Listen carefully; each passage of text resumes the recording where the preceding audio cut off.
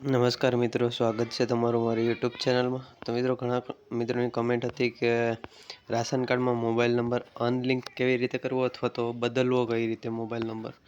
તો ઘણાને ભૂલથી બીજો મોબાઈલ નંબર સબમિટ થઈ ગયો હોય છે, તો બદલવો હોય અથવા તો સિમ કાર્ડ બદલાવેલું હોય તો પણ નંબર બદલવો હોય તો કઈ રીતે બદલી શકાય તે આપણે આ વિડીયોમાં શીખવાના છે.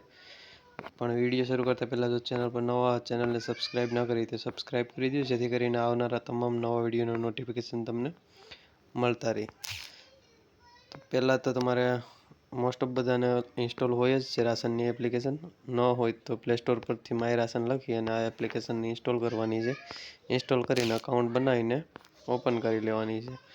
ઓપન કર્યા પછી તમારે સૌપ્રથમ તો જે મોબાઈલ લિંક હતો એને અનલિંક કરવાનો છે. તો અનલિંક કરવા માટે તમારે અનલિંક મોબાઈલ પર ક્લિક કરવાનું છે.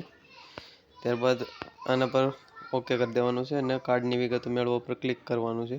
ત્યારબાદ કાર્ડ નંબર એન્ટર કરીને આ જે કેપ્ચા દેખાય છે એન્ટર કરવાનો છે અને કાર્ડની સભ્યોની વિગત. તો આટલું થઈ જાય એટલે જે સભ્યના મોબાઈલ નંબર લિંક હશે અહીંયા શો કરશે. અનલિંક કરવા માટે સભ્ય પસંદ કરવો. જે સભ્યના અનલિંક કરવા હોય મોબાઈલ નંબર એને ક્લિક કરી દેવાનું અને આ સભ્યનો નંબર અનલિંક કરવા પર ક્લિક કરવાનું છે. અને અહીંયા નંબર બતાવશે, જે નંબર લિંક હશે એના પર ઓટીપી જનરેટ કરો, ઓટીપી આવશે. ઓટીપી દાખલ કરીને સબમિટ કરી દેશો એટલે મોબાઈલ અનલિંક માટે પ્રોસેસ થઈ જશે અને તે અનલિંક કરી દેવામાં આવશે. ત્યારબાદ જો બદલવો હોય નંબર બીજો તો મોબાઈલ સેટિંગ પર ક્લિક કરવાનું છે અને આના પર ટિક કરી કાર્ડની વિગતો મેળવો. સેમ પ્રોસેસ છે.